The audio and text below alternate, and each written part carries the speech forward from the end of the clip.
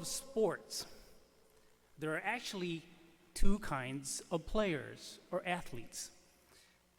You've got the quiet ones, and you've got the talkers. We have the likes of Roger Federer, Jordan Spieth, and Manny Pacquiao on one side, and perhaps the likes of John McEnroe, Tiger Woods, and Floyd Mayweather on the other side. The quiet players are the humble ones who just go about their business on the court or on the field or in the ring, etc. They don't dog their opponents, nor do they yell at the referees or umpires. They certainly don't brag before, during, or after a game. They just play hard and let their actions speak for themselves. But then you have the talkers, or shall I say trash talkers, who waste no time in hurling insults to intimidate their opponent. And if they're not already screaming at officials, and sometimes even at players on their own team, the talkers babble on and on and on about how great they are. Needless to say, humility is not their virtue. Some players are good enough to perform at a level equal to their talk, but others tend to humiliate themselves by running their mouth but aren't able to deliver the goods. They talk a big game, but that's it. How about us? Do our words and actions match? Or are we all talk and no action? Children, let us not love in word or speech, but in deed and truth. That is the opening line from our second reading, as said by St. John. As Christians, we are called to act on love, not just think about it or talk about it, but act on it with the purest of heart. Sure, it's important that we communicate love through words, but we must back it up with our actions. St. John knew all along that talking a good game wouldn't be enough. We who believe and follow Christ would have to produce on the field and back up our claims with tangible results. That means that our day-to-day choices are evident to others, that our words weren't simply that, words, empty words. How often do we fall into the trap of simply talking the talk, but not walking the walk?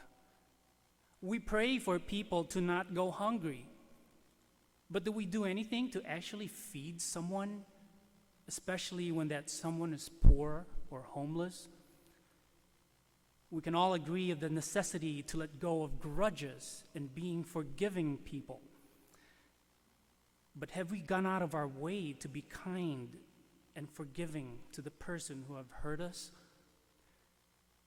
We can say that all people are precious to God. But why are we so quick to judge and condemn our brothers and sisters when they don't happen to agree with, for example, our brand of politics or theology?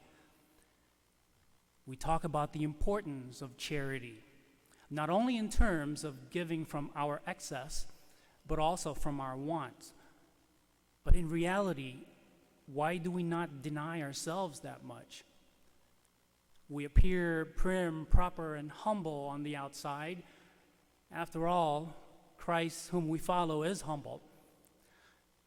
But why are some of us self-centered and so self-focused that we don't care to listen to other people's points of view, let alone have the ability to empathize or understand or perceive how another person feels? We can be pretty good with our words. We spout pious niceties, but often we stumble on our actions. Let the powerful image of Jesus as the vine and us as the branches give us that sense of closeness and connection that is so life-giving. No other vine that the world can offer is as life-giving as that of Jesus. The vine is to the branches, just as the words are to our actions. Remain in me as I remain in you. How profound and beautiful are those words from Jesus. That really gets to the heart of the matter. God lives in you, and he lives in me. That makes all the difference in the world. My dear friends, let's make sure that our faith isn't just words or aren't just beliefs that rattle around in our heads. Rather, make sure that our faith is a living faith. We are to live it out, demonstrate it, and share it with others. And until we do that, we're just talking a good game. Thank you for joining us for this celebration of the Mass. This virtual Mass is broadcast to hundreds of people every day of the week. You know, over 100 years ago, the very first celebrations of the Mass took place on the second floor of the Glenview Public House. It's been inconceivable that 100 years later, we would be reaching so many people all over the world through this technology. If you'd like to support the ongoing broadcasts of OLPH's Masses, please go to our website, go to Give Central, and you'd be able to support the ongoing outreach of this virtual ministry. Thank you for your support. Most of all, thank you for joining us in prayer. God bless you.